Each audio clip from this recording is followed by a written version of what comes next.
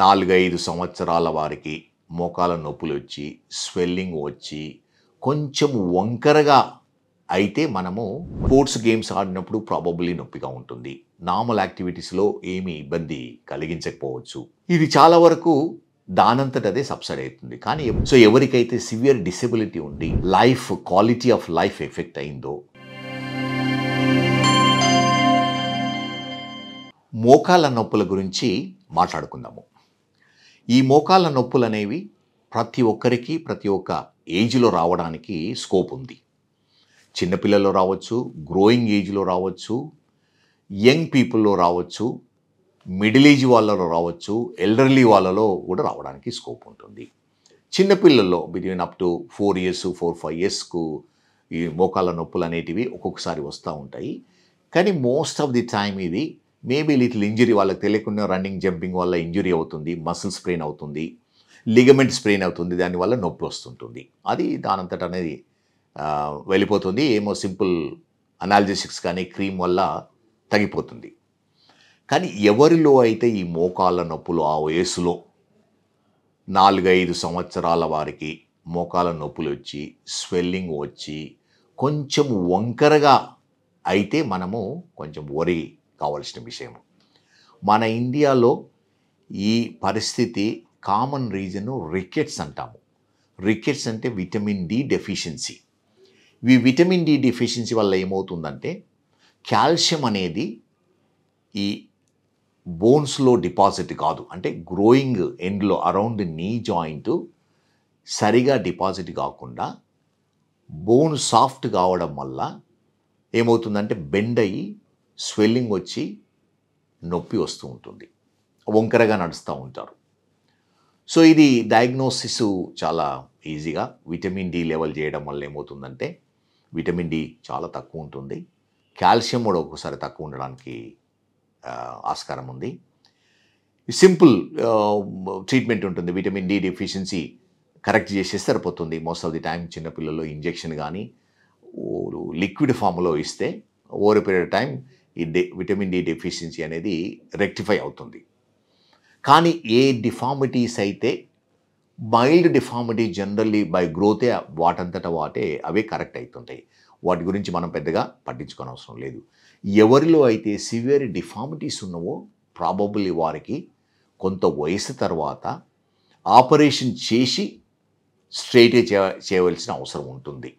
లేకపోతే అదే వంకరగా ఉన్న మోకాళ్ళతో ఉంటే ఆర్థరైటిస్ రావడానికి ఆస్కారం ఉంది. కొంత వయస్సు అంటే ప్రాబబ్లీ 7 to 15 ఇయర్స్ అడోలసెంట్ అంటాము.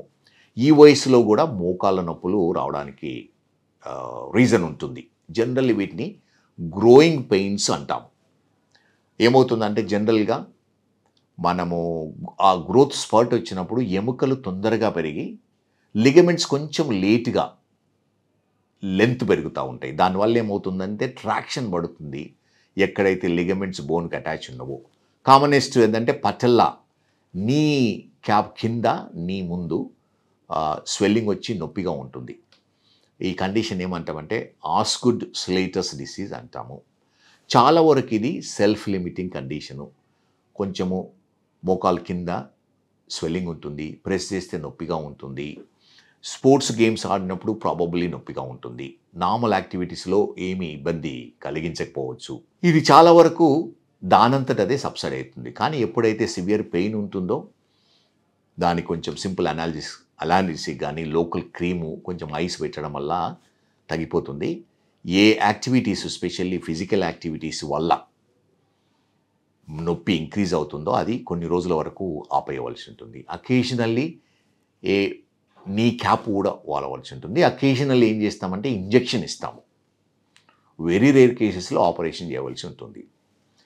ఈ వయసు వాళ్ళకే అంటే 7 to 15 వయసు వాళ్ళకు ఆర్థరైటిస్ రావడానికి స్కోప్ ఉంది. దాన్నే మేము జువనైల్ రుమటాయిడ్ ఆర్థరైటిస్ అంటాము. మోకాలు స్వెల్లింగు, నొప్పి, స్టిఫ్నెస్, నడకలో తేడా రావడము ఉంటుంది.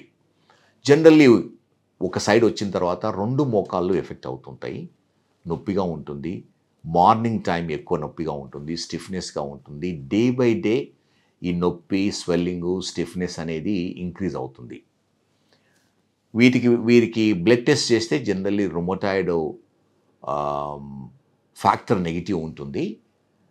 వీటిని సీరో నెగిటివ్ రుమటాయిడ్ ఆర్థరైటిస్ అంటాం, జువెనైల్ రుమటాయిడ్ ఆర్థరైటిస్. ఇది ఇనీషియల్గా మనం డయాగ్నోసిస్ చేసేసి ట్రీట్మెంట్ ఇవ్వడం వల్ల చాలా వరకు తక్కువ అవ్వడానికి వీలవుతుంది. కానీ లేట్గా వదిలిపెడితే ఏమవుతుందంటే పర్మనెంట్ డిఫార్మిటీస్ రావడానికి స్కోప్ ఉంది. సో ఇది మెయిన్ ట్రీట్మెంట్ ఏంటంటే మెడిసిన్స్ యూజ్ చేయవలసి ఉంటుంది. మెయిన్ యాంటీ ఇన్ఫ్లమేటరీ కానీ కొన్ని రుమటాయిడ్స్ ఆర్థరైటిస్ సంబంధించిన మెడిసిన్స్, ఫిజియోథెరపీ చేయవలసి ఉంటుంది. అంటే మనము రేంజ్ ఆఫ్ మూమెంట్స్ ఉంచే ఫిజియోథెరపీ చాలా ఇంపార్టెంట్. దీని తర్వాత మెయిన్ ఆర్థరైటిస్ అనేది ఇంకోటి రుమటాయిడ్ ఆర్థరైటిస్ అంటాము. ఇది జనరల్లీ ఫీమేల్ పాపులేషన్స్లో ఎక్కువ ఉంటుంది. ఏజ్ గ్రూప్ జనరల్లీ 20 to 40 ఇయర్స్లో వస్తుంటుంది. Most of the time hands, wrist, fingers effect అవుతుంది. తర్వాత నీ జాయింట్స్ ఎఫెక్ట్ అవుతాయి. మార్నింగ్ టైము స్టిఫ్నెస్ ఉంటుంది.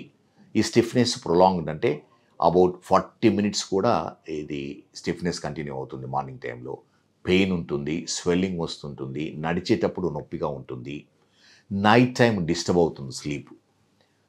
బ్లడ్ టెస్ట్ చేస్తే రుమటాయిడ్ ఫ్యాక్టర్ పాజిటివ్ ఉంటుంది. ఎక్స్రేస్ చేస్తే ఏమవుతుంది, ఎక్స్రేలో మనకు చాలా వరకు తెలిసిపోతుంటుంది జాయింట్ ఎంత డ్యామేజ్ అయింది అనేది. అప్పుడప్పుడు ఎంఆర్ఐ స్కాన్ కూడా అవసరం ఉంటుంది. Most of the time diagnosis, initial diagnose చేయడం వల్ల ఈ రోజు రేపుల్లో ఈ రుమటాయిడ్ ఆర్థరైటిస్కు అడ్వాన్స్డ్ ట్రీట్మెంట్ ఉంటుంది. Disease modifying medication, disease modifying drugs అని ఉంటాయి. అవి ఇనీషియల్ స్టేజెస్లో వాడడం వల్ల ఏమవుతుందంటే ఈ జాయింట్కు పర్మనెంట్ డ్యామేజ్ ప్రివెంట్ చేయడానికి పాసిబిలిటీ ఉంది. అదేవిధంగా ఈరోజు బయాలజికల్ ట్రీట్మెంట్ అని చాలా అడ్వాన్స్ ట్రీట్మెంట్స్ ఉంటాయి. కానీ ఎవరికైతే ఇనీషియల్ ట్రీట్మెంట్, ఇనీషియల్ డయాగ్నోసిస్ కాలేదో, జాయింట్ డ్యామేజ్ అయినప్పుడు ప్రాబబ్లీ ఈ సైనోవియల్ అంటే జాయింట్ లైనింగ్ బాగా థిక్గా ఉంటుంది. వారికి ఎలా అంటే సింపుల్ ఆపరేషన్, ఆర్థ్రోస్కోపిక్ ఆపరేషన్ అవసరం ఉంటుంది. కీహోల్ ఆపరేషన్ చేసి ఈ సైనోవియల్ లైనింగ్ తీసేస్తాము. దానివల్ల కొంతవరకు డిసీజు కంట్రోల్ అవుతుంది, ఫర్దర్ డ్యామేజ్ కూడా ప్రివెంట్ కావడానికి ఉంటుంది. కానీ ఆ స్టేజ్కి రాకముందేనే డయాగ్నోస్ అవసరం ఉంటుంది. కానీ ఎవరికైతే సివియర్ డిసీజ్ వచ్చేసి చాలా రోజుల నుంచి ఉండి డ్యామేజ్ అడ్వాన్స్ స్టేజ్లో ఉన్నప్పుడు ఏమవుతుందంటే ఈ ఆర్టిక్యులర్ కార్టిలేజ్ కంప్లీట్గా డ్యామేజ్ అవుతుంది, బోన్ టు బోన్ టచ్ అవుతుంది. దానివల్ల సివియర్ పెయిన్ వస్తుంటుంది. అంటే ఎక్కువ దూరం నడవలేకపోతారు, డిఫార్మిటీస్ ఉంటాయి. ఆ డిఫార్మిటీస్ కూడా మనము కరెక్ట్ చేయలేము, ఫిక్స్డ్ డిఫార్మిటీస్ ఉంటాయి. నైట్ టైము స్లీప్ డిస్టర్బ్ అవుతుంది. ఈ స్టేజ్ వచ్చిన వాళ్ళకు ప్రాబబుల్లీ ఆపరేషన్ అవసరం ఉంటుంది. జనరల్లీ నీ రిప్లేస్మెంట్ చేస్తూ ఉంటాము. కానీ చాలా వరకు వీరికి నీ రిప్లేస్మెంట్ చేయకుండానే ఇనిషియల్ స్టేజెస్లో ట్రీట్మెంట్ ఇస్తే బాగుంటుంది. ఎందుకంటే ఈ వయసులో 20 to 40 వయసులో నీ రిప్లేస్మెంట్ చేస్తే ప్రాబబుల్లీ 15-20 ఇయర్స్ తర్వాత మళ్ళీ రివిజన్ అంటే సెకండ్ ఆపరేషను, ఆ తర్వాత మేబీ థర్డ్ ఆపరేషన్ అవసరం కావచ్చు. కానీ ఈరోజు రేపుల్లో వచ్చే జాయింట్స్ చాలా latest joints, robotic knee replacement, దాని లైఫ్ స్పాన్ కూడా ఎక్కువ ఉంటుంది. సో ఎవరికైతే సివియర్ డిసెబిలిటీ ఉండి క్వాలిటీ ఆఫ్ లైఫ్ ఎఫెక్ట్ అయిందో ప్రాబబ్లీ ఇది నీ రిప్లేస్మెంట్ అనేది బెస్ట్ ఆప్షన్.